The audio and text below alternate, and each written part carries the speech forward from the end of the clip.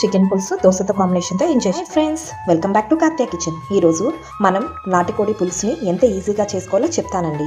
ముందుగా కేజీ నాటుకోడి తీసుకున్నాను.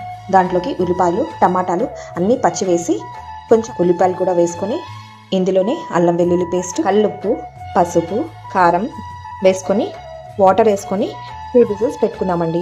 నాటుకోడి కాబట్టి 5 విజిల్స్ పెట్టుకున్నా పర్వాలేదు, కోడి శాతం బట్టి.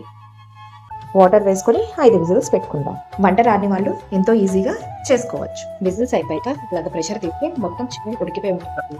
దీంట్లో గరం మసాలా వేసుకుందాం.